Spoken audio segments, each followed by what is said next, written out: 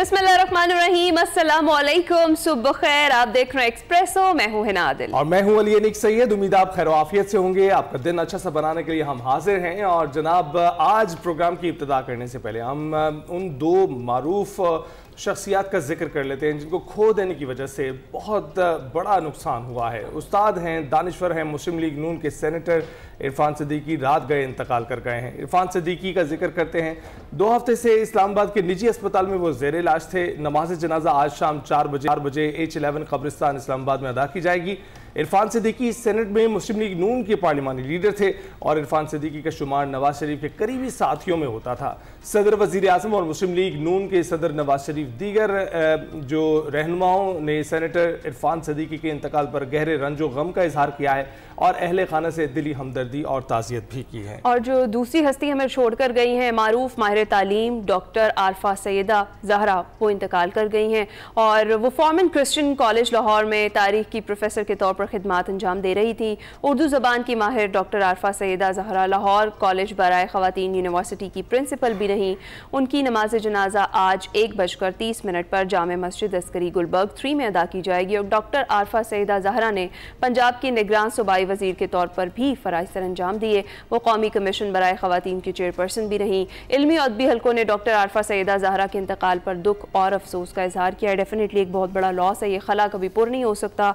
और लेकिन जो इनकी खिदमात हैं वो हमेशा याद रखी जाएंगी। आगे बढ़े, आप ज़रा बात कर लेते हैं। पाकिस्तान की आइनी तारीख में गुज़िश्ता रोज़ एक अहम दिन था जहाँ अरकान को 27वीं तरमीम पर इजहार ख्याल करने का मौका दिया गया। तकरीरों के बाद वज़ीर कानून ने 27वीं आइनी तरमीम का बिल ऐवान में पेश किया, जिस पर PTI अरकान ने एहतजाज भी शुरू कर दिया। बिल की कॉपीज फाड़ दी गई और चेयरमैन सेनेट के डाइस का घेराव किया गया। अपोजिशन के शोर शराबे में 27वीं तरमीम की शिकवार मंजूरी का अमल शुरू हो गया और हुकूमती इत्तेहादियों के अलावा PTI के सेनेटर सैफुल्लाह अब्ड़ो और JUI के सेनेटर अहमद खान ने भी तरमीम के हक में वोट दे दिया।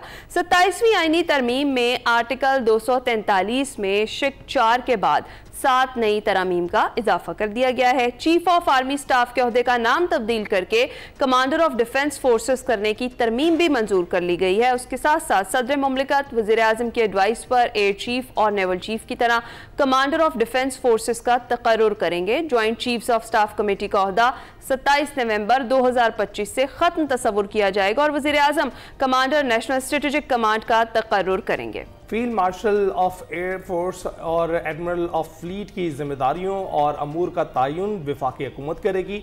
आर्टिकल 248 सदर मुमलिकत के ताहयात इस्तिस्ना की तरमीम मंजूर कर ली गई है और ओहदे से सबकदोशी पर सदर मुमलिकत के खिलाफ ताहयात कोई कानूनी कार्रवाई अमल में नहीं लाई जा सकेगी।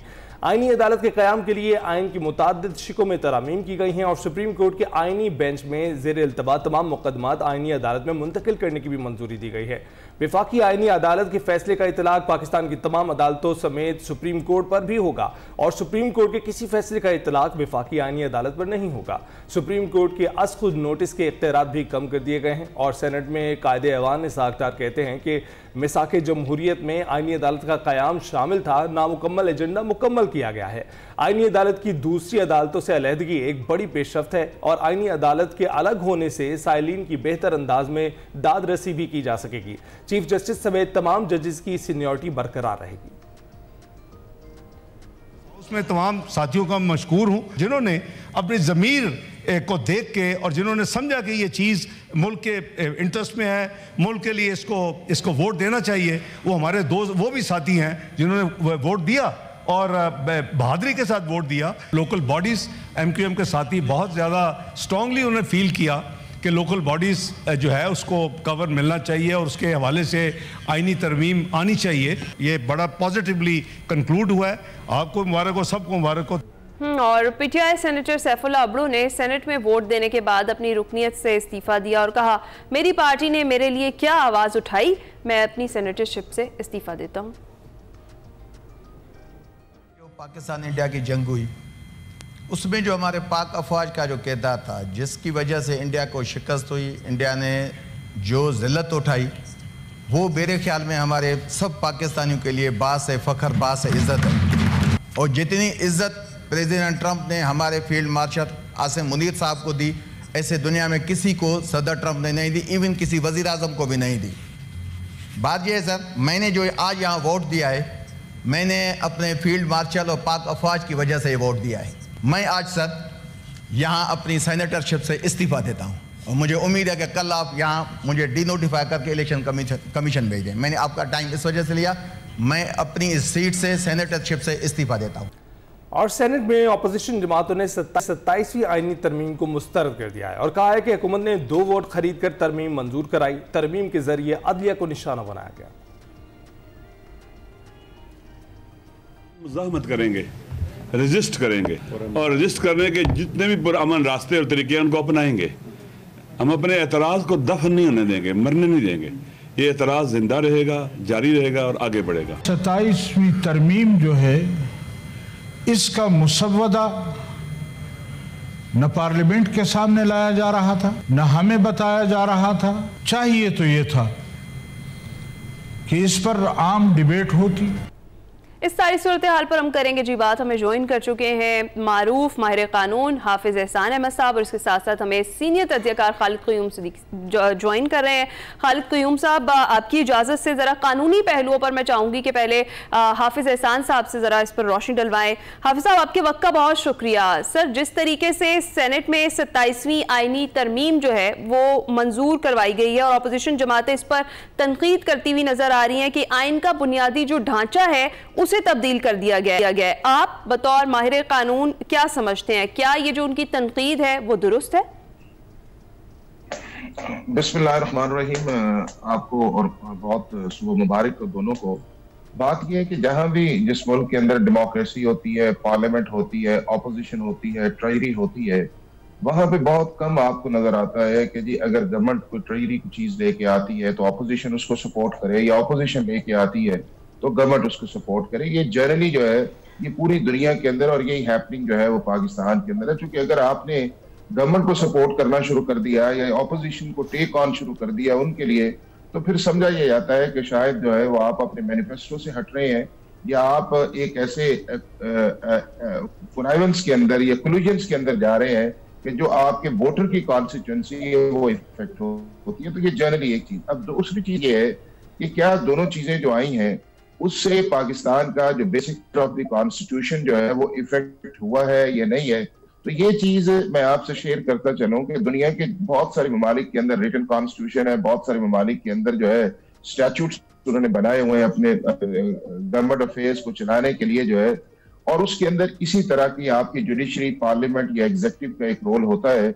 अगर इस बात को मान लिया जाए कि इससे पाकिस्तान के आइन का बेसिक स्ट्रक्चर हुआ है, तो दुनिया में इस वक्त 80 से ज्यादा ममालिक हैं कि जहां पे कॉन्स्टिट्यूशनल कोर्ट्स जो है वो बनी हुई है, ये स्पेशल कोर्ट्स बनी हुई है, और ये 1920 से दुनिया के अंदर एस्टैब्लिश है। और ऑस्ट्रिया ने सबसे पहले जो है इसका कॉन्सेप्ट दिया, और 1920 से लेके 2025 तक 5 चीजें जो है वो आपकी कॉन्स्टिट्यूशनल कोर्ट या स्पेशल कोर्ट्स दुनिया भर में करती है। नंबर 1 आपकी इंट्रा गवर्नमेंटल इश्यूज, नंबर 2 आपकी advisory jurisdiction, number 3 enforcement of fundamental rights, number 4 क्या है पब्लिक इंटरेस्ट लिटिगेशन जो है, और नंबर 5 जो है वो आपके वो कॉन्स्टिट्यूशनल या पॉलिटिकल मैटर्स जो है जिनके एनफोर्समेंट के लिए जो है वो आप चले जाते हैं। अब 1920 से लेके 2025 तक ना इस जुरिस्डिक्शन को डिक्रीज किया गया है, ना इस जुरिस्डिक्शन के अंदर कहा गया है कि जो रेगुलर एपेलेट वर्क किसी भी दुनिया की सुप्रीम कोर्ट का है वो उसी तरह इंटैक्ट है कि उन्होंने criminal matters, civil matters, tax के मैटर्स, स्पेशल लॉज के मैटर्स, फैमिली मैटर्स, वो तमाम मामला जो सिविल राइट से रिलेटेड है उन सारों का एक अलहदा फोरम जो है वो सुप्रीम कोर्ट करती है। और दुनिया में किसी जगह ये आवाज नहीं उठी कि जी कॉन्स्टिट्यूशनल कोर्ट बनाने से दूसरी सुप्रीम कोर्ट का इख्तियार कम हो गया है, कॉन्स्टिट्यूशन बनाने से आपका basic structure of the constitution जो है वो डिस्टर्ब हो गया है, स्पेशल कोर्ट बनाने से जो है कि शायद सुप्रीम कोर्ट जो है सबसर्विएंट हो गई है। दुनिया में किसी जगह अली पैरेलल सुप्रीम कोर्ट तो चल सकती है, लेकिन ये नहीं हो सकता आप उनकी इख्तियारात के अंदर जो है वो ऐसी चीज को डाल दें कि जिसके अंदर ये कहा जाए कि दोनों चीज का काम करें। एक का ये है कि आपके सिविल राइट्स को प्रोटेक्ट करना है, दूसरे का काम ये है आपके कॉन्स्टिट्यूशनल राइट्स को प्रोटेक्ट करना है। अब पाकिस्तान के कॉन्टेक्स्ट के अंदर देखा जाए तो ये कोई फिनोमिना नया नहीं है कि हम कॉन्स्टिट्यूशनल कोर्ट में बात करें। पाकिस्तान के जस्टिस सेक्टर्स के सारे लोग, पाकिस्तान की पॉलिटिकल पार्टीज जो है पिछले 20 साल से इस बात पे हैं कि इस मुल्क के अंदर जिस तरह ओवरबर्डन है, या सुप्रीम कोर्ट के अंदर जो है टाइम ज्यादा कंज्यूम जो है वो पब्लिक इंटरेस्ट लिटिगेशन या गवर्नमेंट इंटरेस्ट में चला जाता है, उसके लिए एक स्पेशलाइज्ड फोरम होना चाहिए और उसके साथ साथ वो फिर एक्सपर्टीज उसके अंदर आनी चाहिए कि ये नहीं है कि एक ही जज जो है वो आपके फैमिली मैटर भी देख रहा है, क्रिमिनल भी देख रहा है, सिविल भी देख रहा है, टैक्स भी देख रहा है, कॉन्स्टिट्यूशन, तो किसी न किसी जगह जो है वो आपका स्पेशलाइज्ड जो बेंचमार्क दुनिया ने बनाया वो है।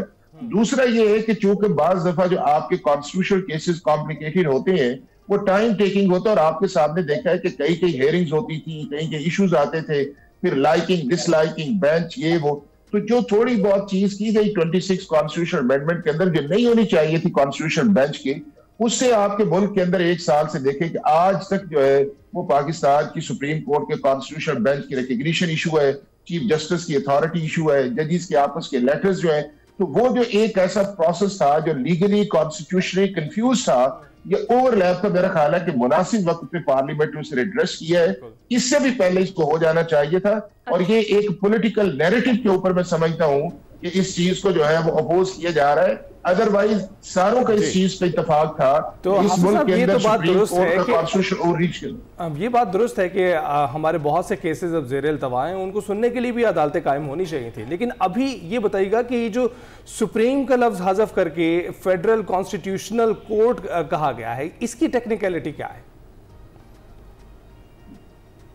देखिए इस तरह यह है कि दुनिया भर के अंदर जो है वो ये मुख्तलिफ इसको आप नॉमेनक्लेचर्स दिए जाते हैं। किसी जगह कॉन्स्टिट्यूशनल कोर्ट कर दिया जाता है, किसी जगह फेडरल कॉन्स्टिट्यूशनल कोर्ट कर दिया जाता है, इसी तरह किसी जगह सुप्रीम कोर्ट कर दिया जाता है, किसी जगह डाल दिया जाता है।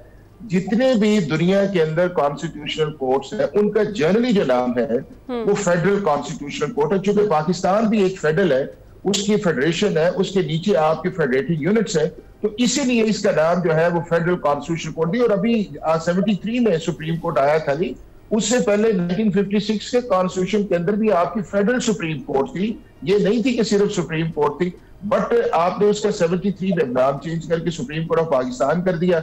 अब ये है कि एक का नाम आपने रख दिया फेडरल कॉन्स्टिट्यूशनल कोर्ट और दूसरे का नाम रख दिया सुप्रीम कोर्ट जी। उसके साथ से पाकिस्तान आपने हटा दिया, इसके साथ आपने कहा कि सुप्रीम नहीं लगेगा। तो मैं ये समझता हूं कि बुनियादी तौर पे दोनों के फंक्शन सेपरेट है, कोई उसके अंदर डुप्लीकेशन नहीं है, रेप्लिकेशन नहीं है। एक ये करेगी जो कॉन्स्टिट्यूशनल कोर्ट है कि 199 जो आपकी रिट जुरिसडिक्शन है हाई कोर्ट की, उससे जितने भी मैटर आएंगे वो फेडरल कॉन्स्टिट्यूशनल कोर्ट की तरफ चले जाएंगे और हाई कोर्ट या डिस्ट्रिक्ट कोर्ट से जितने फैमिली मैटर्स टैक्स उधर जाएंगे। लेकिन अगली बुनियादी चीज ये है कि हमें पाकिस्तान के हाई कोर्ट्स या डिस्ट्रिक्ट कोर्ट्स की रिफॉर्म्स करना चाहिए, क्योंकि वो जो बॉटलनेक्स बने हुए हैं वो है आम आदमी के इश्यूज जिनको एड्रेस करना पार्लियामेंट की कॉन्स्टिट्यूशनल रिस्पॉन्सिबिलिटी। बिल्कुल ठीक कह रहे हैं। अच्छा हाफिज साहब, जिस तरीके से अभी आप भी जिक्र कर रहे हैं कि ये जो आईनी अदालत है ये दूसरी अदालतों से इसकी अलहदगी एक बहुत बड़ी पेशरफ्त है, क्योंकि इससे फिर साइलिन की बेहतर अंदाज में दादरसी हो सकेगी। जिस तरह आपने बताया कि केसेस जो है वो इल्तवा का शिकार रहते हैं, तो इससे आसानी होगी साइलिन के लिए। और दूसरा ये कि चीफ जस्टिस समेत जो तमाम बाकी जज साहिबान हैं उनकी सीनियरिटी उसी तरह से बरकरार रहेगी। देखिए अली, 5 चीजें जो है उसके अंदर बिल्कुल चेंज नहीं आएगी। नंबर 1 ये है कि सुप्रीम कोर्ट के जजेस की सीनियरिटी इंटैक्ट रहेगी। ठीक है। नंबर 2 ये है कि सुप्रीम कोर्ट का जो एपलेट वर्क है जो कॉन्स्टिट्यूशन ने दिया हुआ है वो इंटैक्ट रहेगा। नंबर 3 ये है कि सुप्रीम कोर्ट उन तमाम मैटर्स के लिए फैसला करने के अंदर इंडिपेंडेंट होगी, वो सब servient of federal constitutional court नहीं होगी। नंबर 4 ये है कि उसके फैसले जो है वो पूरे पाकिस्तान के अंदर इसी तरह लागू होंगे जिस तरह वो पहले सुप्रीम कोर्ट ऑफ पाकिस्तान के तौर पे लागू होते थे।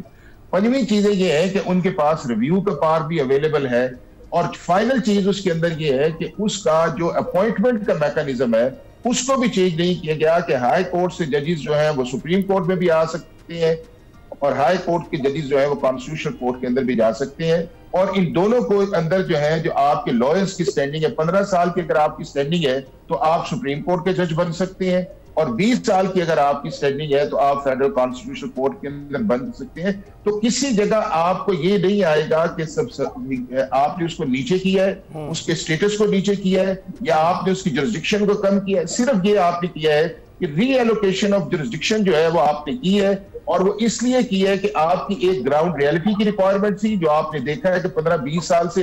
दूसरा, दुनिया का एक एस्टैब्लिश प्रिंसिपल है अगर ये इस प्रिंसिपल के अंदर प्रॉब्लम आती सेपरेशन ऑफ पावर्स के ऊपर या बेसिक स्ट्रक्चर्स के ऊपर, तो अली दुनिया का कोई एक ऐसा मुल्क नहीं है जिसने फेडरल कॉन्स्टिट्यूशनल कोर्ट बनाई हो और उसने उसके बाद रिवर्स कर दिया हो कि जी ये जो एक्सपेरिमेंट था ये हमारे आइन के, हमारे लोगों के या सुप्रीम कोर्ट के खिलाफ है, लिहाजा ये सक्सेसफुल मॉडल नहीं है। अगर दुनिया में 80 से ज्यादा ममालिक उस तरफ चले गए हैं और भी उसकी तरफ जा रहे हैं स्पेशल एक्सपर्टीज की तरफ, तो मेरा ये ख्याल ये है कि ये उसकी तरफ है। बट क्योंकि हमारा एक पॉलिटिकल कल्चर है, हम टाइमिंग की बुनियाद के ऊपर और बहुत सारी चीजों को हम टारगेट करके, आपसे किसी ने काउंटर आर्गुमेंट मांगा है इस चीज के अंदर कि जी हमें ये बताए कि कॉन्स्टिट्यूशनल कोर्ट अगर नहीं है या है दुनिया में तो उसके कौन से आपके हैं इफेक्ट्स ऐसे हैं कि जिससे आप समझते हैं कि basic structure of the constitution है, मतलब मेरे और आपके राइट्स में इंटैक्ट है। बिल्कुल हाफिज साहब, ये बात तो दुरुस्त है कि बेसिक स्ट्रक्चर तो कायम है, जिस तरीके से कोई तरमीम होनी चाहिए उसी तरीके से हो रही है। और हम देख रहे हैं कि मुखालफत अपनी जगह पर है, लेकिन लोग वोटिंग भी कर रहे हैं, सेनेटर्स हैं, सेनेट से अप्रूव हुआ है, आज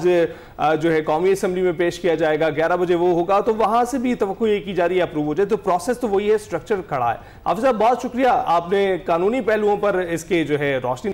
खालिद कयूम साहब हमारे साथ स्टूडियो में मौजूद है। खालिद साहब बहुत शुक्रिया। सबसे पहले ये बताइएगा कि आपको लगता है ये जिस तरह से तहरीक इंसाफ और बाकी जो जमातें हैं ऑपोजिशन की, वो इस वक्त ऑपोजिशन कर रही हैं, लेकिन उनकी इस प्रोसेस में शिरकत ना करना, इसको आप कैसे देखते हैं? किसी तरह से वो इस तरमीम का हिस्सा थे? देखिए, सियासत के अंदर हमने देखा कि जो आईन पाकिस्तान है वो पार्लियामेंट को आइन में तरमीम का अख्तियार देता है, और इसी इख्तियार के तहत जो 73 का आइन बना था पीपल्स पार्टी के पहले दौरे हुकूमत में जुल्फ़िकार अली भुट्टो की वज़ारत उज़्मा के दौर में, तो पहली जो 7 तरमीम आइन के अंदर हुई हैं वो पीपल्स पार्टी के पहले दौर में हो चुकी थी। और उसके बाद हमने देखा कि ये तरमीम का जो अमल है ये जारी रहा, और पीपल्स पार्टी और नून लीग के दरमियान जो शराकत दारी हुई इन आइनी इस्लाहात के हवाले से, वो 3 अदवार में हुई। और पहली बार जो नवाज शरीफ साहब 97 में वज़ीर आज़म पाकिस्तान थे, तो उस वक्त जो है 58(2)B, जिसका दोनों जो हुकूमतें हैं नून लीग की और पीपल्स पार्टी की, वो उसका शिकार हुई थी, उनकी हुकूमतें ख़त्म हुई थी। तो उस वक्त नवाज शरीफ साहब के पास, नून लीग के पास 2/3 अक्सरियत थी। सही। और बेनज़ीर भुट्टो और नवाज शरीफ के दरमियान बदतरीन महाजराई थी, लेकिन इसके बावजूद उस वक्त एक छोटी सी अपोजिशन थी जिसकी मोहतरमा बेनज़ीर भुट्टो अपोजिशन लीडर थी।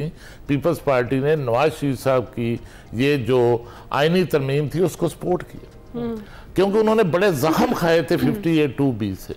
और अब इसके बाद जब 18वीं तरमीम आई तो उसमें भी दोनों जमातों का जॉइंट वेंचर शराकत दारी सामने आई, जिसके नतीजे में 18वीं तरमीम जो है वो आई। और 18वीं तरमीम के अंदर भी जो है वो सब कुछ रिवर्स किया गया जो परवेज़ मुशर्रफ के दौर में हुआ था। और अब ये तीसरा वेंचर है जिसमें पीपल्स पार्टी और नून लीग ने, जहाँ पर उनके मफादात मुश्तरका हैं वहाँ पर जो है और मफादात जुड़े हुए हैं, वहाँ पर उन्होंने अब ये 27वीं तरमीम और इससे पहले 26वीं तरमीम जो है, और ये जो तरमीम आई है इसमें तो ज़ाहिर लगता है कि ये तरमीम सबसे ज़्यादा जो भारी साबित हुई है वो अदलिया पर हुई है। और अदलिया का कि जो जिस तरह ज़ाहिर है पीपल्स पार्टी नून लीग की लीडरशिप ये कहती है कि ये चार्टर ऑफ डेमोक्रेसी का अनफिनिश्ड एजेंडा है।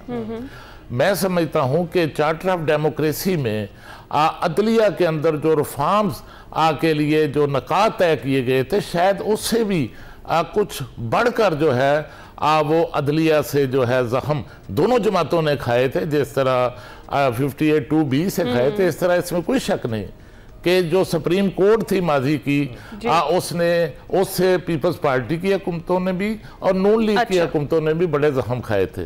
तो अब शायद उनका भी जो है उनको साफ करने के लिए या उनको बराबर करने के लिए इस्लाहत किया, लेकिन मेरा ख्याल है कुछ ज्यादा दबाव लगता है कि इससे डाला गया। ठीक है। अच्छा खालिद साहब, हम बात कर रहे हैं कि ऑपोजिशन जो है वो बजाय इसकी कि मुखालफत में वोट देती, वो इस प्रोसेस का हिस्सा नहीं बने, उन्होंने बाइकआउट कर दिया, इसको आप कैसे देखते हैं? यही बात मैंने आपसे की कि मोहतरमा बेनजीर भुट्टो की बदतरीन महाजराई थी लेकिन फिर नवाज शरीफ साहब के साथ, लेकिन उसके बावजूद और उनके पास कोई ज्यादा कोई अक्सरियत भी नहीं थी, लेकिन इसके बावजूद उन्होंने उस वक्त तावन किया और 52B का खात्मा किया, और जिसके नतीजे में ये हुआ कि पीपल्स पार्टी ने उस वक्त फिर फरूक लगारी जिसने पीपल्स पार्टी की हुकूमत खत्म की थी, उससे इंतकाम लिया, उसको सदारत से निकाला।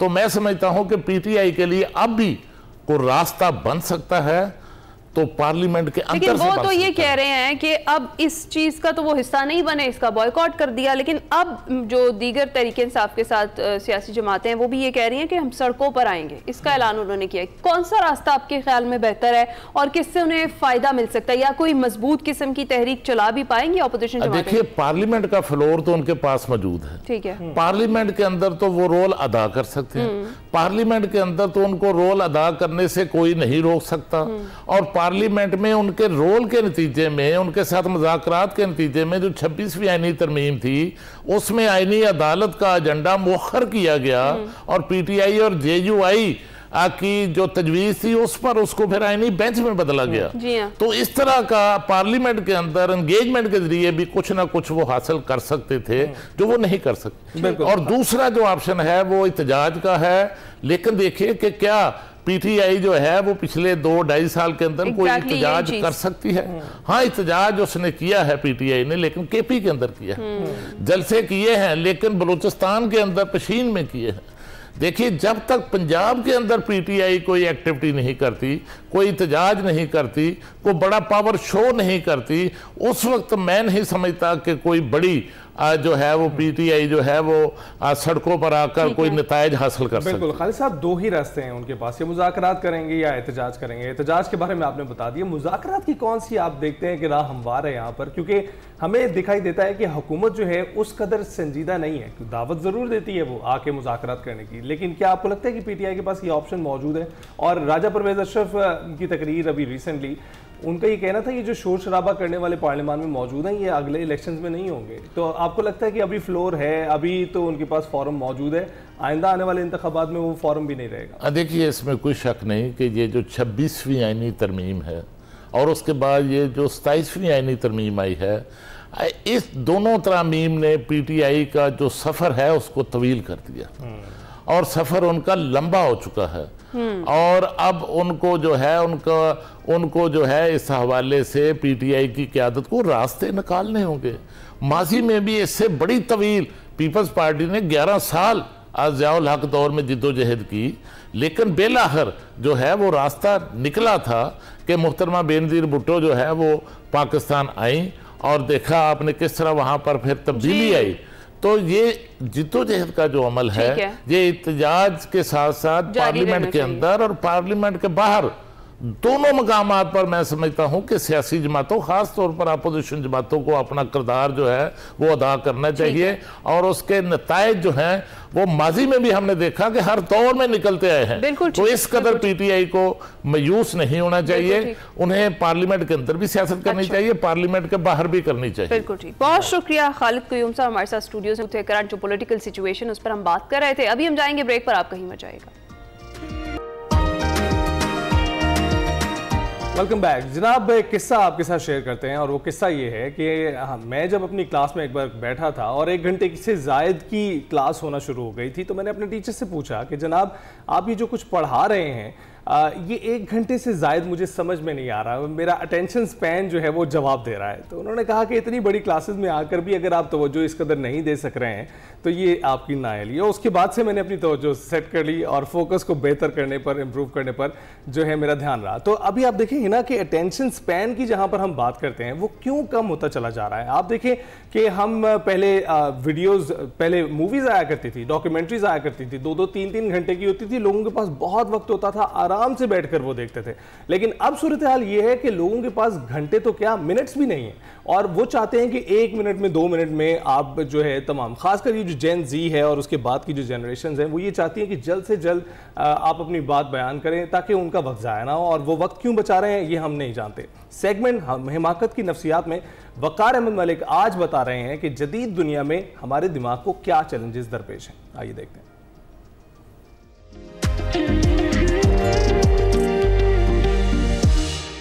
अस्सलाम वालेकुम नाज़रीन, मैं वकार अहमद और आप देख रहे हैं द साइकोलॉजी ऑफ स्टुपिडिटी।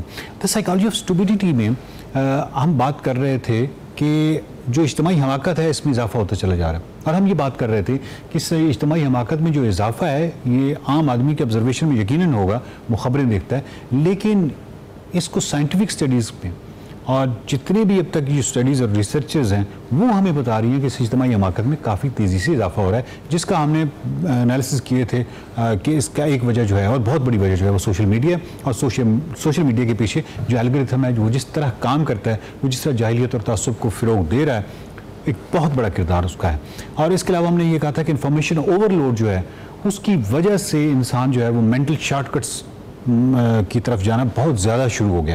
यानी मेंटल शॉर्टकट्स जो कि सर्वाइवल मैकेनिज्म थे, बहुत खूबसूरत चीज़ थी, बट यहाँ पे वो मेंटल शॉर्टकट्स इन्फॉर्मेशन ओवरलोड की वजह से मारे। एक बहुत अच्छे न्यूरो साइंटिस्ट डैनियल लेविट ने कहा है कि 5 टाइम्स ज़्यादा इन्फॉर्मेशन हो चुकी है। और आप जानते हैं, आपके सामने है जो पिछले 20 साल गुजरे हैं, किस कदर इन्फॉर्मेशन है कि आप उस मैग्नीट्यूड का, आप उस स्केल का इवन इमेजिन नहीं कर सकते कि इतनी इन्फॉर्मेशन आ चुकी है। और आज भी नोटिफिकेशन, मैसेजेस, हर वक्त आपका जो फ़ोन है वो बजता रहता है, ब्रेकिंग न्यूज़, हर तरफ इन्फॉर्मेशन है।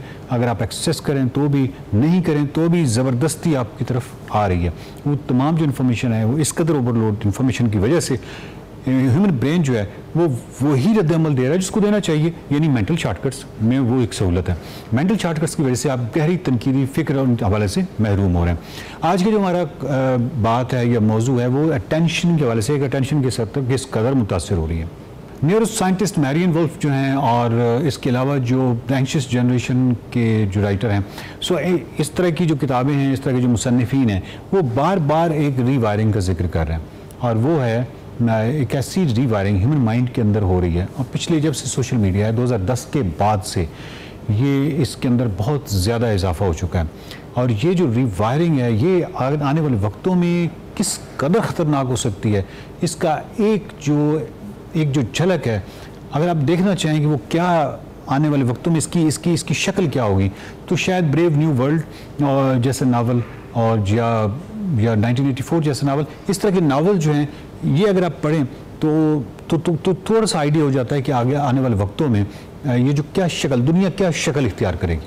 क्रिटिकल थिंकिंग है, ये तनकीदी फ़िक्र है, वो उसको एक बड़ी सस्टेन किस्म की एक टेंशन चाहिए होती है। आप यूँ समझिए कि एक मुस्तकिल, एक थोड़ा सा ठहराव के साथ आपकी तवज्जो चाहिए होती है। जो बड़े आइडियाज़ होते हैं वो कहीं ज़्यादा तवज्जो चाहते हैं, बहुत ज़्यादा ब्रेन रिसोर्स चाहते हैं, और वो तमाम रिसोर्स जो है वो इन्फॉर्मेशन को एक तो टैकल करने में लगा हुआ, और उस हवाले से अटेंशन स्पैन जो है वो बहुत ही महदूद होता जा रहा है। और इसके अलावा जो रीडिंग है, ये पढ़ना है, ये जिसको डीप रीडिंग कहते हैं, उसकी आदत कम होती जा रही है। आप ज़रा रिकॉल कीजिए ना कि लास्ट टाइम वो कौन सा आर्टिकल था, फ़र्ज़ किया 5 सफ़ों का आर्टिकल या 10 सफ़ों का आर्टिकल आपने पढ़ा और मुकम्मल तौर पे आपने पढ़ा मुकम्मल तवज्जो के साथ, और उस दौरान आपने 3-4 दफ़ा फ़ोन नोटिफिकेशन के लिए नहीं देखा। इसी तरह जब किताब आपने कभी पढ़ी तो अगर फ़ोन पास पड़ा हुआ है तो कितने सफ़ों के बाद आप बार बार उस फ़ोन को देख रहे थे। सो इमेजिन कीजिए कि वो जो अटेंशन है उसके हवाले से किस कदर ये जो तवज्जो है मुतासिर हुई है सोशल मीडिया की वजह से। यानी सोशल मीडिया का एल्गोरिथम जो प्रॉब्लम कर रहा है वो तो अपनी जगह कर रहा है, लेकिन आपकी तवज्जो के साथ जो प्रॉब्लम हो रहा है और उस तवज्जो की वजह से जो मेंटल शॉर्टकट्स आप मार रहे हैं, इसके अलावा जो तवज्जो न होने की वजह से आप फ़िक्री तनकीद या फ़िक्री जो गहराई थी, जो कि ह्यूमन ब्रेन, इंसानी दिमाग, इंसानी माइंड, उसकी जो फैकल्टी, लाज कमाल एक फैकल्टी थी जिसने इतने बड़े आइडियाज़ दिए, उनसे महरूम होते चले जा रहे हैं।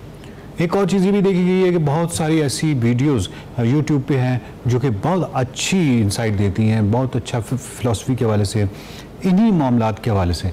लेकिन लास्ट टाइम आपको कब याद है कि इस तरह का कोई भी आइडिया, इस तरह की किसी बड़ी बुक का कोई रिव्यू पढ़ते हुए किसी बड़े आइडिया पर जब वो वीडियो पहुंची, कोई ऐसा जुमला हुआ कि आपने वो पास कर लिया और आंखें बंद कर ली और इस पर सोचा। यानी इन्फॉर्मेशन लोड की ये भी शक्ल देखिए कि चाहे बड़े आइडियाज़ को भी आप देख रहे हैं तो भी इस तरह देख रहे हैं कि बस जल्दी जल्दी ये वीडियोस देखें, फिर अगली वीडियो, फिर उससे अगली वीडियो। रुकना, जो स्टिलनेस या ठहराव, वो कहीं सुकूत वो चला गया। और इंसानी दिमाग जो है वो बड़े आइडियाज़ के लिए उसकी जो बेसिक रिक्वायरमेंट्स हैं वो यही हैं। कार्ल सेगन ने एक बहुत खूबसूरत बात की थी और उन्होंने कहा था कि हम मुकम्मल तौर पे डिपेंडेंट होते जा रहे हैं साइंस एंड टेक्नोलॉजी पे। इसमें कोई प्रॉब्लम नहीं है, लेकिन हम साइंस और टेक्नोलॉजी पे इस तरह डिपेंडेंट होते जा रहे हैं कि हम ये जाने बगैर कि ये सब काम कैसे कर रही है टेक्नोलॉजी, ये जो टेक्नोलॉजी काम कैसे कर रही है, ये इसको जाने बगैर अगर हम इस पर मुकम्मल डिपेंडेंट हो जाएंगे तो हम ये एक स्लेवरी की शक्ल होगी और हम एक स्लेव बनते चले जाएंगे। और ये बड़ी बड़ी खौफनाक चीज़ है। यानी आप इसमें AI को ले लें, अगर AI का प्रोसेस आपको नहीं मालूम और AI आपने इस्तेमाल करना शुरू कर दिया तो, और एक वक्त में आप हर चीज़ पे डिपेंडेंट हो गए AI पे, और आप मालूम नहीं है कि AI काम कैसे कर रही है, यानी AI को आप तनकीदी उस फिक्र के साथ देखने के अहल नहीं है कि किस जगह पे, यानी उसकी अगर उसने कोई गलती की है तो और उसमें गलती करने के कितने इम्कानात मौजूद हैं, इन तमाम चीज़ों से आप मुकम्मल तौर पे वाकिफ़ नहीं हैं। तो इमेजिन कीजिए कि AI क्या कर सकती है फ़र्द के साथ और माशरे के साथ ओवरऑल। वो एक ऐसा, यानी इसी वाले से हरारी जो है वो बार बार इसलिए कह रहे हैं, AI के हवाले से मुतरब्बे कर रहे हैं, वो इसलिए नहीं कह रहे हैं कि आप AI इस्तेमाल ना करें या आप टेक्नोलॉजी इस्तेमाल ना करें, वो ये कह रहे हैं कि आपको इस सतह पे होना चाहिए कि आपको ये मालूम तो हो कि ये प्रोसेस क्या है, ताकि उससे अगर उसका कोई गलती है या कोई चीज़ है तो आप उससे बच सकें, उसको एक अथॉरिटी का दर्जा देना ना शुरू कर दें। तनकीदी फ़िक्र, क्रिटिकल थिंकिंग, गहरी फ़िक्र, ये खूबसूरत टर्मिनोलॉजीज़ हैं, लेकिन मामला ये है कि ये काम बहुत मुश्किल है। इसमें रिस्पॉन्सिबिलिटी आ जाती है, ज़िम्मेदारी है। ज़िम्मेदारी ऑलरेडी एक पेनफुल चीज़ है, यानी एक कोई कंफर्टेबल चीज़ नहीं है। सो इस हवाले से क्रिटिकल थिंकिंग जो है मुश्किल है। इस हवाले से बहुत मुश्किल है कि आपके अनाज ज़ख्मी होती है, आपको ये एडमिट करना पड़ता है कि आप नहीं जानते, जो कि एक मुश्किल काम है। और अगर ये मुश्किल काम है और हमने नहीं करना तो फिर डेफिनेटली सोशल मीडिया और टेक्नोलॉजी और कार्ल सेगन ने जो बात कही है वो बिल्कुल दुरुस्त की है, ये फिर सारी चीज़ें जो हैं वो आपको ले डूबेंगी, क्योंकि आप समझौता कर रहे हैं और आप कंप्रोमाइज़ कर रहे हैं इंसान की क्रिटिकल थिंकिंग की फैकल्टी को। देखते रहिए the psychology of stupidity.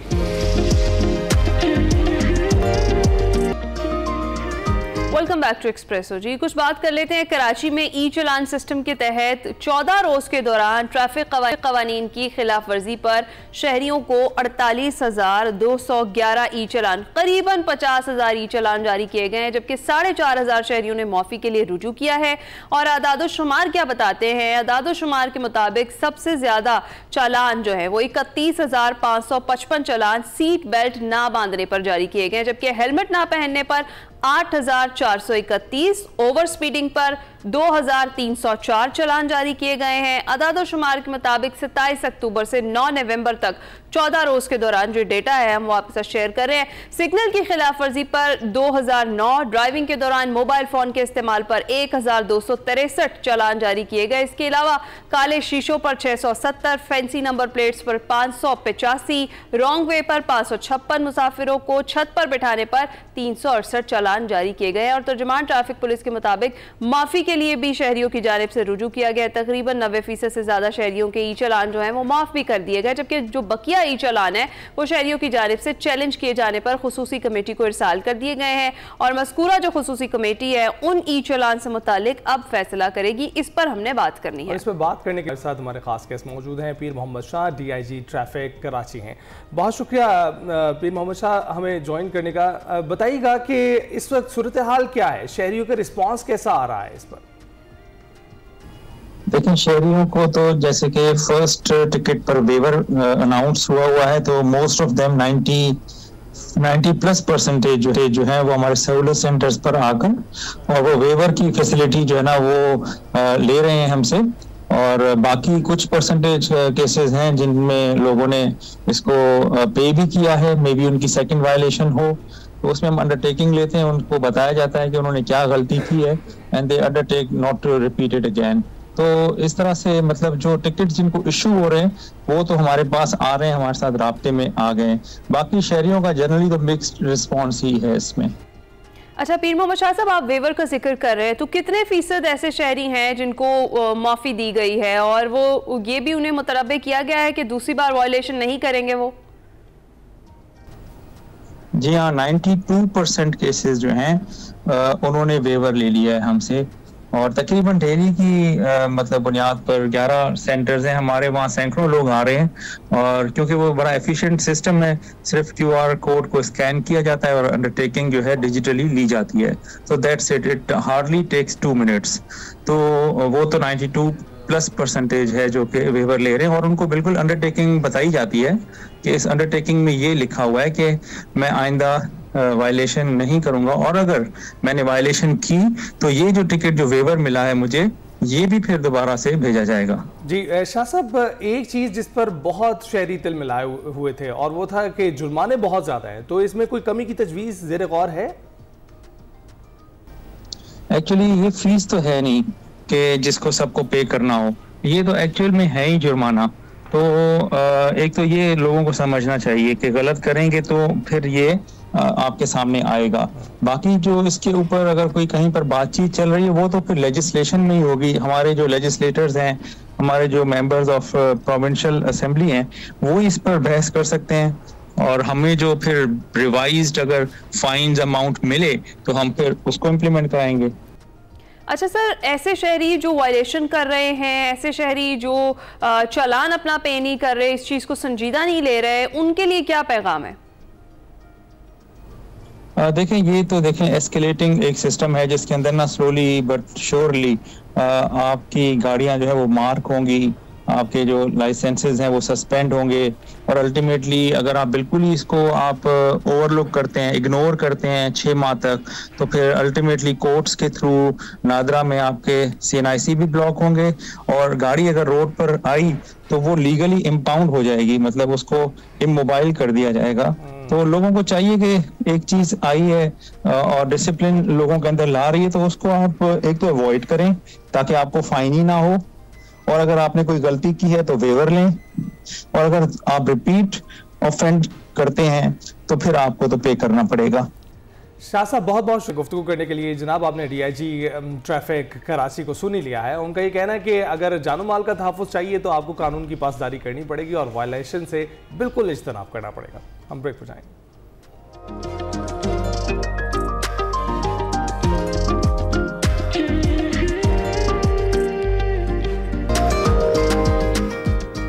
Welcome back. आपको बताएं कि पंजाब हुकूमत के इक़दामात के बावजूद सूबे के सबसे बड़े शहर लाहौर में स्मोग में कोई खातिर खा कमी नजर नहीं आ रही है, और आज अगर AQI बताएं आपको तो 543 है, जो कि बढ़ता चला जा रहा है।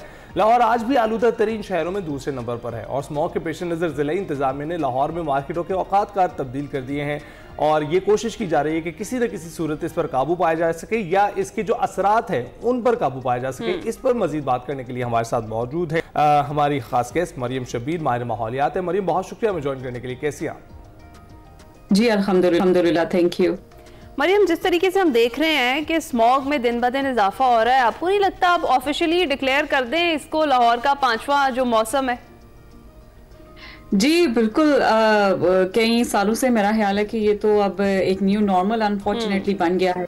का जो सीज़न है एब्सोल्युटली ये एक 5th सीज़न है पाकिस्तान में, जो पाकिस्तान के बड़े शहरों को ख़ासा मुतासर करता है, और वजूहात हमें तभी हमें इम्प्रूवमेंट देखने को नहीं मिलती क्योंकि हम रूट कॉज के ऊपर जो है वो कम जाते हैं। रूट कॉज में हमें पता है कि सबसे पहले जो हमारे जो सबसे बड़े कॉन्ट्रीब्यूटर होते हैं वो आपका ट्रांसपोर्टेशन सेक्टर होता है, यानी कि धुआं छोड़ती गाड़ियां होती हैं, उसके बाद आपकी सनतें होती हैं, उसके बाद फिर आपका कूड़ा जलाना जिसके बारे में कोई बात नहीं की जाती, फिर आपके सीजनल कंट्रीब्यूटर्स होते हैं जो किसान और ब्रिक किल्न्स वगैरह होती हैं, और उसके बाद आपके ट्रांस बाउंड्री कुछ सोर्सेज होते हैं, जैसे कि इंडियन पंजाब के साथ हम बाउंड्री शेयर कर रहे हैं, तो कभी कभी विंड डायरेक्शन की वजह से हमारे पोल्यूटेंट्स उनकी तरफ जाते हैं या उनके हमारी तरफ आ जाते हैं। इसके अलावा जो कंस्ट्रक्शन सेक्टर है हमारा, जो हर वक्त कंस्ट्रक्शन चल रही होती है, वो आपका बहुत कंट्रीब्यूट करता है पार्टिकुलेट मैटर 2.5 में, और साथ ही साथ ये जो प्राइवेट हाउसिंग सोसाइटीज के बढ़ने की वजह से जो वेजिटेशन कवर रिमूव किया जाता है, जो आपके ग्रीन कवर होता है, वो जब कम होता जाता है तो भी आपके जो है वो बहुत विजिबली आपको जैसे ही टेम्परेचर ड्रॉप होता है तो आपको थिक ब्लैंकेट नजर आता है, जिसको हम स्मॉग बोलते हैं। तो अभी करंट गवर्नमेंट की एक अच्छी एफर्ट ये है कि वो अवेयरनेस रेजिंग पे काफी एक्सटेंसिवली काम रहे हैं और करंट गवर्नमेंट जो पंजाब की है वो एडमिट भी करती है कि ये ओवरनाइट चेंज नहीं आएगा, जो कि उनकी बिल्कुल सही अंडरस्टैंडिंग है कि ओवरनाइट बिल्कुल नहीं आएगा। लेकिन कुछ तरजीहात ऐसी हमें देखने को मिलती हैं जो कि अप्रिशिएट उसको मैं तो नहीं करती। जैसे खास तौर पे जो स्मोक गन्स थी उनके ऊपर बहुत ज़्यादा रिसोर्सेज ज़ाया किए गए, काइंड ऑफ शो ऑफ था मेरी नज़र में ये, क्योंकि वो आपके पोल्यूटेंट्स को मजीद ट्रैप करते हैं जब आप मॉइस्चर कंटेंट जो है वो हवा में मजीद बढ़ाते हैं, और जो रूट कॉज को आप एड्रेस नहीं कर रहे हैं। आप फिर जो इतना पैसा इन गाड़ियों को लाने में लगा, फिर जो इतना पानी पूरा दिन जो इस्तेमाल करते हैं स्प्रे के लिए, लोगों को बहुत सारे इलाके ऐसे हैं जहाँ पे पानी पीने का अवेलेबल नहीं होता, ग्राउंड वाटर रिसोर्सेज आपके एट रिस्क हैं, तो ये सस्टेनेबल किस्म का सोल्यूशन नहीं था। ये रिसोर्सेज किसी बेहतर जगह पे, लेकिन ये तो नहर का पानी है जिसको इस्तेमाल किया जा रहा है। इसके साथ साथ ये भी बताइएगा कि आपने पर्टिकुलर मैटर की बात की 2.5, बताया जाता है कि जितना ये बड़ा होगा उतना ये मुज़र सेहत नहीं है, बल्कि जितना छोटा होगा उससे जो है उससे फ़र्क पड़ता है। तो आप क्या ख्याल है, जब ये एक केमिकल रिएक्शन होता है इनके माबैन जो पानी के जो कतरे हैं इन ज़रात के साथ करते हैं, तो क्या ये बेहतरी नहीं पैदा करते हैं जिस तरह आप इस वाटर गन्स की बात कर रहे हैं? जी देखिए, पार्टिकुलेट मैटर दो तरह का होता है। एक पार्टिकुलेट मैटर 10 साइज होता है और एक पार्टिकुलेट मैटर 2.5 होता है। जो पार्टिकुलेट मैटर 2.5 होता है वो हमें नेकेड आई से नज़र नहीं आता, यानी कि इंसानी आंख को उस तरह से आपको नज़र नहीं आता। आप जब ब्रीथ करते हैं तो आपकी रेस्पिरेटरी जो आपके जितने ऑर्गन्स हैं उनसे पास होता हुआ आपके लंग्स तक जाता है और आप बहुत अरसे तक आप उससे एक्सपोज रहते हैं, लॉन्गर ड्यूरेशन के लिए, लॉन्गर आवर्स के लिए। तो आप अगर सेंसिटिव आपका हेल्थ ग्रुप है तो आपको बहुत असर करता है, आपकी बीमारियां सांस की पैदा करता है और भी बहुत सारे इससे हेल्थ इश्यूज हैं, पल्मोनरी डिजीज जिसको हम कहते हैं, वो आपको कॉज करता है। लेकिन जब हम मॉइस्चर हवा में बढ़ाते हैं तो इसका मतलब ये है कि ऑलरेडी पोल्यूटेंट्स आपके हवा में हैं, आप मॉइस्चर दे रहे हैं तो मॉइस्चर मजीद पोल्यूटेंट्स को होल्ड करेगा टेम्पोरेरीली। वो आपका परमानेंट सोल्यूशन नहीं है, इवेंचुअली आपका पोल्यूटेंट दोबारा जमीन पे आके ही सेटल होगा जो आपको नुकसान देगा। तो हाल तो मेरा ख्याल है कि स्मोक गन्स के बजाय अगर मैसिव एफॉरेस्टेशन पे किया जाता है, जो कि इस पे भी पंजाब गवर्नमेंट के एफर्ट्स हैं। बिल्कुल, मैं यही बात करना चाह रही थी कि जिस तरह से आपने भी जिक्र किया कि ओवरनाइट तो कुछ भी नहीं हो सकता, लॉन्ग टर्म जो इकदाम हैं वो करना ज़रूरी है।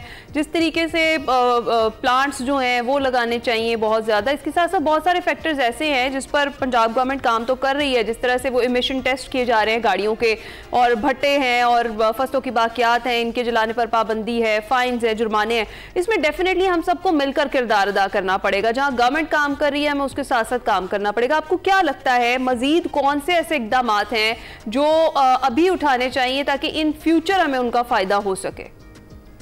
जी एब्सोल्युटली, एक तो मैसिव एफॉरेस्टेशन जो इंडिजिनस प्लांट्स हैं हमारे, उनको इम्प्रूव करने की ज़रूरत है, कवर बढ़ाने की ज़रूरत है। और पंजाब गवर्नमेंट मुफ्त के पौधे भी दे रही है कि आप एक हेल्पलाइन पे उनके कॉल करें तो प्रोवाइड करेंगे, लेकिन गवर्नमेंट को अपने एंड से भी जो है वो काफ़ी जगहों पे लगाने चाहिए। इसके अलावा आप ये देखें कि जो हमारी गाड़ियों के जो इंजन चेक होने हैं, जो 2 स्ट्रोक से 4 स्ट्रोक पे इंजन को लेके आना है, उसमें डेफिनेटली गवर्नमेंट इंटरवेंशन की ज़रूरत है। ऑल्दो वो गाड़ियों को चेक करते हैं, फाइन इम्पोज करते हैं, शहरियों की जिम्मेदारी है कि वो फिटनेस सर्टिफिकेट अपने गाड़ियों के लें, लेकिन आपको ये जो इंजन और फ्यूल क्वालिटी बेहतर करनी है ये गवर्नमेंट को प्रोवाइड करनी पड़ेगी। साथ ही साथ जो क्लाइमेट मिटिगेशन जो फंड है, क्लाइमेट चेंज की अडेप्टेशन फंड है जो कि कॉप ब्राजील में इस वक्त चल रही है, वहाँ पे सीएम साहब गई हुई हैं, हमारे जो मिनिस्ट्री ऑफ क्लाइमेट चेंज से वफ्त किया है वो भी गए और निगोशिएट कर रहे होंगे कि उसके लिए हमें फंड्स चाहिए, जिसके लिए ऑरेंज लाइन और मेट्रो जैसे प्रोजेक्ट्स में जो आपके पास इलेक्ट्रिक बसेस आती हैं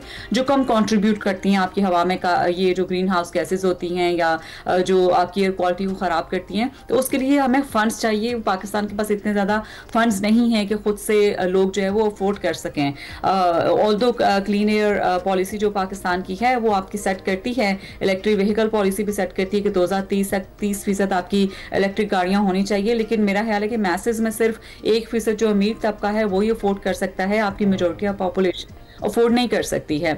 इसके अलावा आप देखें कि जो हमारा कचरा है उसको ठिकाने लगाने का कोई निज़ाम पाकिस्तान में एक सिस्टम मौजूद नहीं है, तो उस पर काम करने की डेफिनेटली ज़रूरत है कि एट सोर्स लोगों को इतना एजुकेट करें कि वो घरों में अपने वेस्ट को सेग्रीगेट करें, पब्लिक में बिन्स उस तरह रखी हूँ सेग्रीगेशन की, उसकी रिसाइकलिंग पे काम किया जाए। जो कचरा होता है उससे ईंधन प्रोड्यूस होता है, आपके होटल्स चलते हैं, आप किचन अपने चला सकते हैं उससे। तो इस तरह की इनोवेटिव चीज़ें जो है वो करने की ज़रूरत है, क्योंकि कचरा जलाने से आपके बहुत ज़्यादा पोल्यूटेंट्स कंट्रीब्यूट होते हैं। साथ ही साथ लैंडफिल साइट्स मुतय्यन करने की ज़रूरत है इसी मद में, और साथ ही साथ जो आपके किसान जी को जो है सब्सिडीज दी जाए। 2 टेक्नोलॉजी कुछ किसानों को दी गई है, लेकिन बहुत ज्यादा किसान आपके पंजाब में मौजूद हैं जिनके पास अभी भी नहीं है। तो उन टेक्नोलॉजी देना कि किस तरह से जो फसलों की बाकियात हैं वो एक दूसरी इंडस्ट्री के लिए जो है वो as a source of business हैं। स्मॉल एंड मीडियम इंटरप्राइजेस के जरिए जो यंगस्टर्स हैं उनको इंसेंटिवाइज करें कि वो बिजनेसेस में आए, चाहे आपके कचरा को ठिकाने के लगाने के बिजनेसेस कराएं, चाहे आपके इस तरह की टेक्नोलॉजी आपको क्रिएट करके इनोवेटिव दें जिसकी वजह से आपकी हवा जो है वो बेहतर हो सके। और साथ ही साथ जो आपका कंस्ट्रक्शन सेक्टर है उसकी टाइमिंग्स होनी चाहिए, क्योंकि हर वक्त जो प्राइवेट हाउसिंग सोसाइटीज बन रही हैं, जो घर की कंस्ट्रक्शन हो रही होती है उसकी पाबंदियां लगानी चाहिए ताकि आपके पार्टिकुलर। ये तो बहुत अच्छी तजावीज़ हैं जो आप दे रही हैं और काफ़ी खूबसूरती से आपने अहाता किया है और तकरीबन सोसाइटी के हर सेगमेंट को ही आप टच कर रही हैं। इसका मतलब है कि बहुत मैसिव पैमाने पर तब्दीलियां लाने की ज़रूरत है इसको ठीक करने के लिए, सिर्फ हुकूमती सतह पर नहीं। लेकिन इसके साथ साथ ये जो एक रेन, जो आर्टिफिशियल रेन बरसाने का जो एक तरीक़ाकार लास्ट टाइम भी अपनाया था और उससे कुछ अफाका हुआ था, आपको लगता है ये सूदमंद है? देखिए, जो तहकीक है वो तो आपको ये बताती है कि जब पोल्यूटेंट आपके एटमॉस्फेयर में हैं और उनमें आप क्लाउड सीडिंग का फिनोमेना करते हैं तो आप पोल्यूटेंट्स को मजीद डिस्टर्ब कर रहे हैं, उनको एक तरह से आयोनाइज कर रहे हैं। आयोनाइज एक ऐसा प्रोसेस होता है जिसके जरिए आप मजीद चार्ज कर रहे हैं पोल्यूटेंट्स को। अच्छा। तो उस आपके पोल्यूटेंट्स मजीद बढ़ते हैं, आपके पोल्यूटेंट उससे सही नहीं होंगे। आप ये देखें ना कि जैसे ये स्मोक गन्स को भी इसी तरह पानी स्प्रे करके जो है वो ग्राउंड पर पोल्यूटेंट्स को बिठाने की कोशिश की जा रही है, लेकिन जो रूट कॉज है जिसकी वजह से हो रहे हैं, जब तक आप उसको एड्रेस नहीं करेंगे तो ये सारे आपकी आर्जी हल होते हैं। आर्जी तौर पर आपकी पोल्यूशन बैठ जाएगी। जैसे आप देखें गली मोहल्लों में हम सफाई वाला आता है, झाड़ू लगाता है, वो पानी छिड़कता है तो कुछ टाइम के लिए बैठ जाती है, लेकिन घंटा गुजरने के बाद फिर से वो गाड़ी चलेगी, फिर से दूर होती है। आपको लगता है कि उसे ट्रिगर करने वाली चीजें हैं जिस तरह से पानी का छिड़काव या फिर मसनूई बारिश। बहुत शुक्रिया। मरियम शब्बीर साहिबा हमारे साथ मौजूद थी हमारे साथ और हम बात कर रहे थे कि जो पंजाब हुकूमत के इकदाम हैं उसके बावजूद भी स्मॉग पर पूरे तरीके से काबू नहीं पाया जा सका। इस मुश्तरका एफर्ट्स हैं जी, गवर्नमेंट कर रही है, हमें भी अपने एंड पे करनी है और जिम्मेदार शहरी होने का सबूत देना है। इसके साथ ही हम जाएंगे ब्रेक पर, आप कहीं मत जाएगा।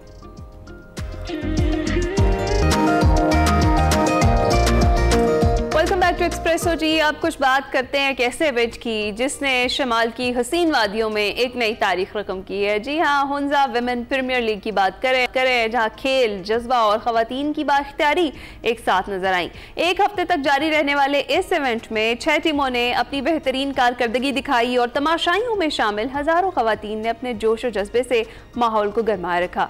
इस लीग की सबसे खूबसूरत बात क्या थी? वो ये थी कि सीनियर खवातीन ने भी मैदान में कदम रखा, पेनल्टी किक्स लगाई, दोस्ताना मैचेस खेले और ये साबित किया कि उम्र सिर्फ एक नंबर है। जबकि सेमीफाइनल्स के दौरान मनाया गया पिंक डे भी तवज्जो का मरकज रहा, जिसका बुनियादी मकसद था ब्रेस्ट कैंसर से आगाही और खवातीन की सेहत पर बात करना।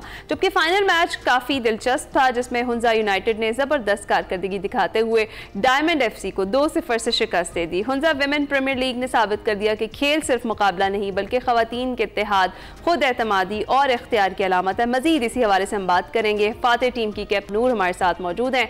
Mahnoor, thank you so much for joining us. कैसी हैं आप? बिल्कुल ठीक, thank you so much for inviting me here. बाकी I am good and how are you? हम जानना चाहेंगे कि फाइनल जीतकर कैसा लग रहा है? फाइनल जीत के अल्हम्दुलिल्लाह फाइनल जीत लिया और बहुत ही मुझे खुशी है कि एज अ हुंजा यूनाइटेड हमने पूरे GB की टीम्स को बीट करके फाइनल जीत लिया और मैं बहुत खुश हूँ। मानूर, हम भी बहुत खुश हैं कि हमारी खवातीन क्या क्या कर रही हैं और कैसे कैसे कहाँ कहाँ प्ले कर रही हैं और क्या क्या परफॉर्म कर रही हैं। ये बताएं कि अपनी टीम की जो पूरी ओवरऑल कारकर्दगी है उस पर क्या कहेंगी? हमारा लक इस तरह था कि जो टीम हमारी बनी थी हुंजा यूनाइटेड, ये रिसेंटली इस साल हमने न्यू बनाया है, जो कि पुरानी अच्छे प्लेयर्स लाइक जो पिछले साल करीमाबाद यूनाइटेड पे खेल रहे थे, अल्तित बल्तित यूनाइटेड पे खेल रहे थे, हैदराबाद यूनाइटेड पे खेल रहे थे, उन सब मिलके हमने एज अ यूनाइट एक हमने टीम बनाई जो कि हुंजा यूनाइटेड के नाम से था। जिसमें हमने लाइक ओवरऑल एंट्री सब कुछ स्पॉन्सर की तरफ से था।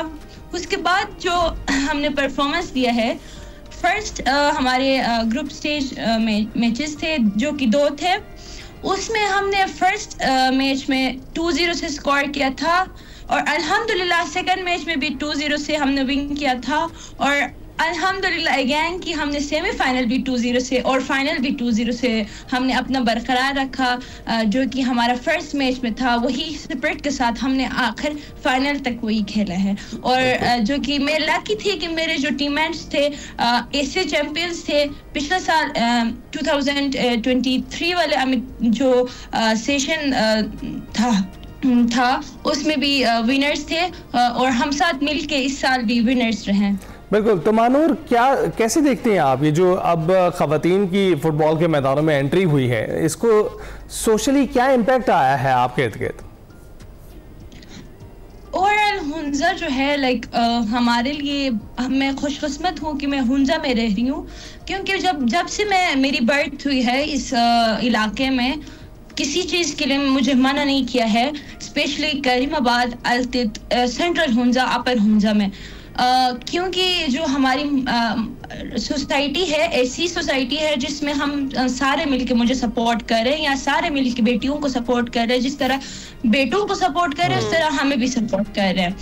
तो और फर्स्ट टाइम जब मैं खेलने के लिए आई, जो 2010 से एक हमारा लीग हो रहा था लड़कों के लिए, हम जो है फर्स्ट टाइम हम अपने घर के छत से देख रहे होते थे, उस मैच को एंजॉय कर रहे होते थे कि नहीं ये हमारी टीम है, हमारे इलाके की टीम है, हम इसको सपोर्ट करेंगे के हम अपनी छत से देख रहे होते थे। लेकिन आहिस्ता आहिस्ता उनकी इंस्पिरेशन और अपने भाइयों की इंस्पिरेशन जो कि जाके शाम को खेलते थे, उनको देख के हमें भी आया कि नहीं वी कैन डू इट, कि हम भी खेल सकते हैं या हम भी मैदान में आ सकते हैं। तो फर्स्ट जो है हम कुछ ही लड़कियां थे, हमसे भी सीनियर लड़कियां भी थे और हम भी थे, साथ में हम ग्राउंड आए सुबह, जो कि बहुत अर्ली मॉर्निंग 6 बजे हमारे लिए टाइमिंग रखा गया कि नहीं इस टाइम आके आप लोग अपना खेल सकते हैं।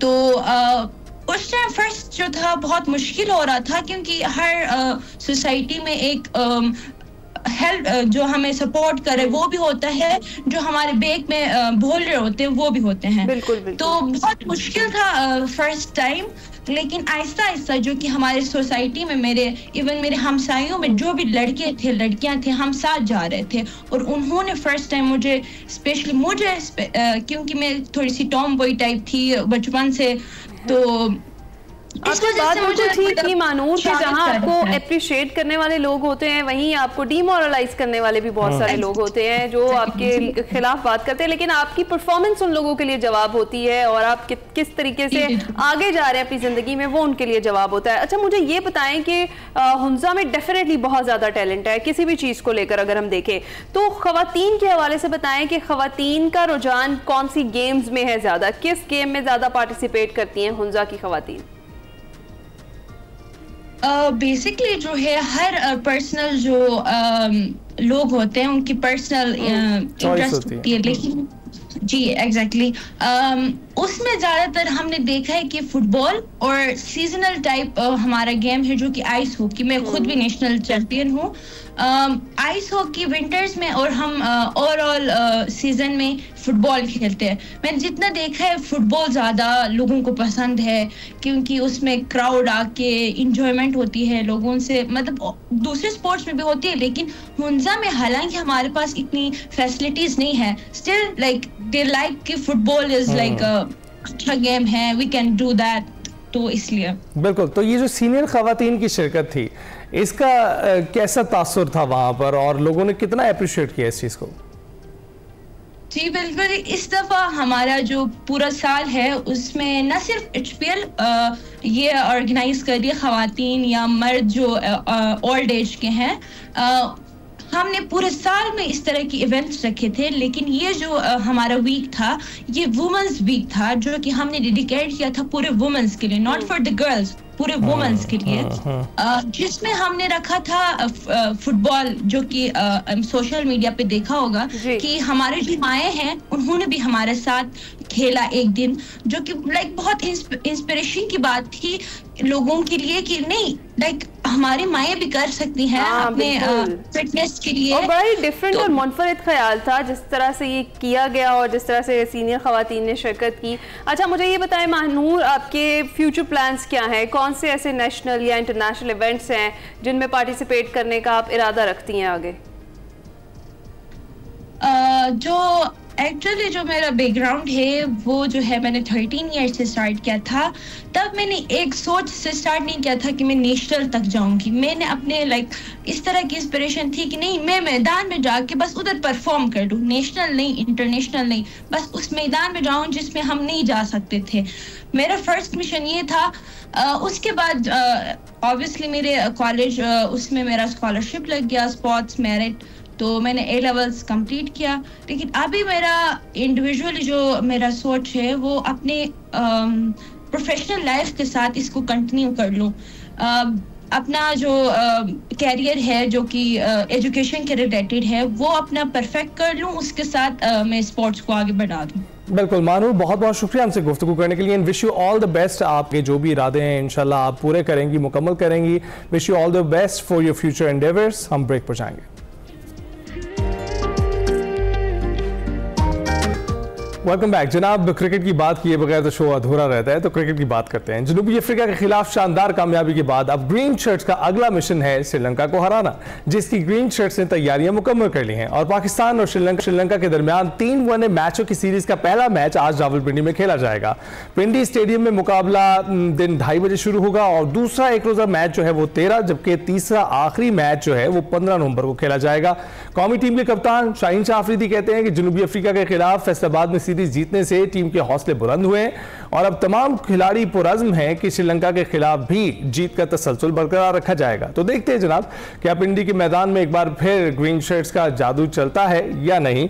इस पर बात करने के लिए हमें ज्वाइन कर चुके हैं none other than Mirza Iqbal Baig sahab, doctor of cricket. अस्सलाम वालेकुम मिर्जा साहब, गुड मॉर्निंग, आप कैसे हैं?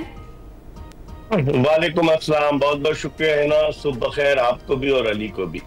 मिर्जा साहब, सबसे पहले तो ये कि अगर हम देखें 1975 से अब 2023 तक तो 93 फतूहात हमें मिली हैं और 59 में हरीफ टीम जो है वो कामयाब रही है 157 मैचेस में देखा जाए। तो एक लिहाज से हमारा पलड़ा थोड़ा सा भारी है, लेकिन हम अपनी टीम के बारे में कुछ भी पहले से प्रिडिक्ट नहीं कर सकते। आप क्या कहेंगे? देखें ना, दरअसल पाकिस्तान और श्रीलंका के दरमियान गुज़िश्ता 6 बरस में सिर्फ 2 वनडे इंटरनेशनल मैचेस हुए। एक एशिया कप में हुआ है जहां पाकिस्तान जो था वो हार गया था, और एक जो है 2023 के वर्ल्ड कप में हुआ जहां पाकिस्तान जीता। लेकिन अब श्रीलंकन टीम जो है काफी एक चेंज टीम है। अगर आप उसके पास रिकॉर्ड पे नजर डालें, गुज़िश्ता 7 वनडे सीरीज उन्होंने दुनिया के मुख्तलिफ ममालिक के खिलाफ जो खेली है उनमें से सिर्फ एक सीरीज वो हारा है, बाकी जीता है। तो अब आप देखें उसमें ऑस्ट्रेलिया के खिलाफ जीता, बेशक वो होम ग्राउंड पे जीता, भारत के खिलाफ जीता।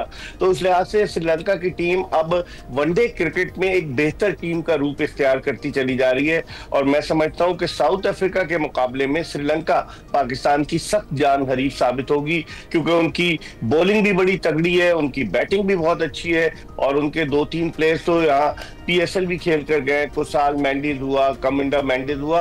तो इस लिहाज से अगर देखा जाए तो पाकिस्तान को एक सख्त मुकाबले की तवक्को है। बिल्कुल। तो मिर्जा साहब, क्या साउथ अफ्रीका से भी ज्यादा सख्त होने वाली?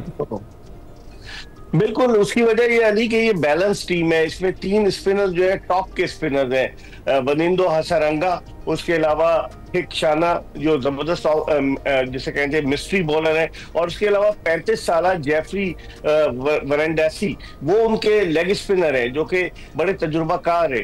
तो उनका स्पिन बॉलिंग अटैक बड़ा अच्छा है। फास्ट बॉलिंग में उनके पास फर्नांडो है, परीरा है, फिर उनके कप्तान चरिता सलांका भी जो है वो भी ऑफ स्पिन बॉलिंग कर लेते हैं। तो उनकी बॉलिंग साउथ अफ्रीका के मुकाबले में जो इनएक्सपीरियंस थी, इनकी बॉलिंग तगड़ी है, और इनकी बैटिंग भी बहुत बैलेंस है as compare to South Africa, क्योंकि इन्हें इन्हें एशियाई विकेटों पर खेलने का तजुर्बा है, इनके यहाँ भी विकेट्स ऐसी होती हैं, ये पाकिस्तान में भी उसी तरह की विकेटें होंगी, तो हम उम्मीद करते हैं कि एक अच्छा मुकाबला होगा दोनों टीमों के दरमियान। ठीक है। अच्छा मिर्जा साहब, शाहीन शाह अफरीदी बतौर कप्तान, पहली सीरीज हमने जीत ली, गो के एक मैच उसमें हम हार गए, अब ये दूसरी सीरीज है, आपको क्या कहेंगे उनकी कैप्टेंसी पर? वो तो ये कह रहे हैं कि हम मस्बत रास्ते पर कायम है और जो मेरा काम है वो वनडे क्रिकेट को बेहतर बनाना है, शाहीन शाह अफरीदी कह रहे हैं, आप क्या कॉमेंट करेंगे? देखिए है ना, शाहीन शाह अफरीदी डिजर्व करते थे T20 के कप्तान बनना, क्योंकि उनकी कप्तानी में लाहौर कलंदर्स की टीम ने बैक टू बैक PSL जीती, फिर उन्हें लास्ट ईयर जो है वो न्यूजीलैंड के दौरे पर कप्तान बना दिया गया था पाकिस्तानी क्रिकेट टीम का, लेकिन सिर्फ 5 T20 के बाद उन्हें हटा दिया गया। अब उन्हें वनडे में कप्तान बनाया गया है, तो उनकी कारकर्दगी खासतौर पर पिचेज ऐसी थी ना कि जिसमें उन्होंने सिर्फ 3 विकेटें ली साउथ अफ्रीका के खिलाफ 3 वनडे में, फिर नसीम शाह की भी फिटनेस पर क्वेश्चन मार्क है, हारिस रऊफ 2 मैचों की पाबंदी के बाद आए हैं, उन्होंने 3 ओवर्स में 17 रन दिए, तो शाहीन शाह अफरीदी आइडियली सूटेड है फॉर T20 क्रिकेट कैप्टेंसी, लेकिन उन्हें अब बनाया गया है, उन्होंने अच्छी कप्तानी की, पाकिस्तान जीता। कल तो उन्होंने प्रेस कॉन्फ्रेंस में कह दिया कि कप्तान बनने से पहले उन्होंने मोहम्मद रिजवान से बात की थी और बात करके वो कप्तान बने, तो इसका मतलब है वो चाहते हैं कि टीम को जेल करें, टीम में इख्तिलाफात ना हो, क्योंकि कई कप्तान इस टीम में खेल रहे हैं, बाबर आजम भी कप्तानी कर चुके हैं, रिजवान भी कर चुके हैं, सलमान अली आगा भी कप्तानी कर चुके हैं, तो कई कप्तान खेल रहे हैं, तो उस लिहाज से अब तवक्को यही है कि with the passage of time वो इंप्रूव करेंगे, क्योंकि 50 ओवर्स की क्रिकेट डिफरेंट क्रिकेट है as compare to T20 cricket, ये एक तरह से पूरा खेल होता है, तो अब देखते हैं क्या करते हैं। तो वैसे मिर्जा साहब, एक अच्छा कप्तान होना तो वो साबित कर ही रहे हैं, लेकिन आपको लगता है कि अब सलमान अली आगा भी एक सीरीज जो है उनकी क़यादत में भी जीती गई है, जो होम सीरीज थी, तो अब वो बरकरार रहेंगे या आपको लगता है कि अभी भी मार्जिन है शाहीन शाह अफरीदी का T20 सीरीज की क़यादत करना भी? देखिए, Salman Ali Agha as a captain T20 में बुरी तरीके से नाकाम रहे, अब शादाब खान पर तोल रहे हैं, लाहौर की नेशनल क्रिकेट एकेडमी में उन्होंने बॉलिंग भी शुरू कर दी है, उनके कंधे का ऑपरेशन हुआ था, रिहैब करके आए हैं, और अभी इम्कान है कि शायद अगर शादाब आते हैं तो जो लॉबी काम कर रही है पाकिस्तान क्रिकेट में, शायद उन्हें T20 का कप्तान बना दे, लेकिन डिपेंड करता है इस सीरीज पर, क्योंकि इसमें जो है वो शाहीन शाह अफरीदी के लिए बड़ा चैलेंजिंग टास्क होगा। उसके बाद जो ट्राई सीरीज हो रही है 3 मुल्की टूर्नामेंट 17 नवंबर से, जिसके 2 मैचेस जो है, आपकी तो नॉलेज बहुत ज्यादा है माशाल्लाह, अभी मैं आपसे श्रीलंकन खिलाड़ियों के नाम पूछता हूँ, इतने मुश्किल नाम है ना, आपसे मैं पूछता हूँ, लेकिन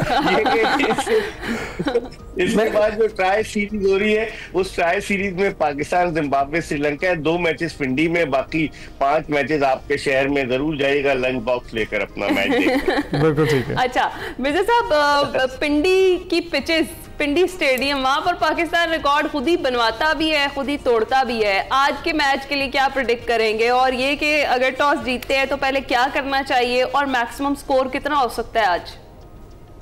देखिए है ना, अगर देखा जाए रावलपिंडी की पिच जो है आमतौर पर T20 क्रिकेट में भी या वनडे क्रिकेट में भी बैट्समैनों के लिए साजगार साबित होती है, तो इस पिच पर अब पाकिस्तान ने अगर स्पिन ट्रैक बनाया जैसे फैसलाबाद का था, तो पाकिस्तान फंस सकता है, क्योंकि उनके पास 3 क्वालिटी स्पिनर्स हैं, फिर उनके कप्तान भी बॉलिंग कर लेते हैं, लेकिन अब देखना ये कि कैसी सपोर्टिंग विकेट बनाई जाएगी जिसमें बैट्समैनों के लिए मौके हो, फास्ट बॉलिंग के लिए साजगार विकेट बनाई जाएगी, आपके पास हमारा फास्ट बॉलिंग अटैक बहुत अच्छा है, डिपेंड करता है, क्योंकि अब सर्दियां शुरू हो गई हैं, रावलपिंडी में ये फैसलाबाद के मुकाबले में मैच 2:30 बजे शुरू हो रहा है, वहां फैसलाबाद में 3 बजे शुरू हुआ था, तो बहुत सारी चीजें, बहुत सारे फैक्टर्स हैं, अब डिपेंड करता है। मेरे तो ख्याल में अगर पाकिस्तान टॉस जीतता है तो पाकिस्तान पहले खुद बैटिंग करेगा, अब देखते हैं कि क्या सूरत हाल। मिर्जा साहब, आपने श्रीलंका की बॉलिंग की बात किया, हमारी बैटिंग के बारे में क्या ख्याल है? फखर जमान की परफॉर्मेंस के बारे में क्या सोचते हैं? हमारा बल्ला तो चला है लेकिन होम ग्राउंड पर चल रहा है, आपको लगता है कि ये मार्जिन फिर से हमें हासिल होगा? देखिए, फखर जमान और बाबर आजम दोनों पाकिस्तानी बैटिंग लाइनअप के अहम सुतून हैं, और दोनों उस तरह की परफॉर्मेंस नहीं दे पाए, क्योंकि 45 रन बाबर ने बनाया 3 इनिंग्स में, फखर ने भी 3 इनिंग्स में 45 रन बनाए, रिजवान ने कुछ अच्छी परफॉर्मेंस दी, तो रिजवान, फखर जमान, बाबर और फिर सलमान अली आगा, अगरचे उन्होंने 2 सेंचुरियां स्कोर की, थोड़ा स्लो खेले। तो और फिर साइम अयूब, ये 4-5 आपके ऐसे बैट्समैन हैं जिनके गिर्द पाकिस्तान की बैटिंग रिवॉल्व कर रही है। अब देखते हैं कि पाकिस्तान आया नौजवान हसीबुल्लाह को, जो विकेट कीपर बैट्समैन है, जबरदस्त बैटिंग करता है, उसको खिलाता है कि नहीं। क्योंकि आप देखें साउथ अफ्रीका ने 2 विकेट कीपर थे, प्रीटोरियस भी कीपिंग करता था लेकिन उसको एज अ बैट्समैन खिलाया और क्विंटन डिकॉक ने कीपिंग की। तो अब पाकिस्तान क्या तजुर्बा करता है? फैसल अकरम आपके पास अनऑर्थोडॉक्स मिस्ट्री स्पिनर है, क्या उनको मौका मिलता है? लेकिन मेरे ख्याल में पहले मैच में पाकिस्तान किसी किस्म का रिस्क नहीं लेगा और अपनी उसी टीम को उतारेगा कि जिसने साउथ अफ्रीका के खिलाफ कामयाबी हासिल की थी। हारिस रऊफ पे क्वेश्चन मार्क है, 3 ओवर में 17 रन दिए, क्या वो फुल्ली फिट है? नसीम शाह फुल्ली फिट है? वसीम जूनियर को 1 मैच खिला के बाहर कर दिया। फहीम अशरफ और हुसैन तलत का अच्छा क्या रोल है? दोनों खेलते तो है, बॉलिंग ही नहीं कराई गई उनसे, तो क्या वो ऑलराउंडर है या नहीं है? तो बहुत सारी चीजें जिन पर गौर करना। तो मिर्जा साहब, अबरार के बारे में क्या ख्याल है? अबरार को मौका दिया जाएगा? अबरार को तो ज्यादती की इन्होंने, सेकंड वनडे में नहीं खिलाया और उसने फिर सबसे ज्यादा 7 विकेटें उसी की थी उस सीरीज में साउथ अफ्रीका के। तो अबरार को खिलाना चाहिए। आपको एक रेगुलर स्पिनर के साथ जरूर जाना चाहिए। नवाज है आपके पास लेकिन अबरार एक रेगुलर स्पिनर है, आप उसका कॉन्फिडेंस खराब कर देते हैं। 1 मैच खिलाया, 1 में आराम कराया, फिर खिलाया, फिर आराम कराया। आई थिंक ये नहीं होना चाहिए। बिल्कुल ये नहीं होना चाहिए। मिर्जा साहब बहुत बहुत शुक्रिया। इस वक्त जो लाइनअप हमारे पास मौजूद है और आज का मैच है, तो हम चाहेंगे कि पाकिस्तान एक अच्छी इब्तिदा करे और ये 3 मैचेस की जो सीरीज है वो क्लीन स्वीप से जीते। हम ब्रेक पर जाएंगे।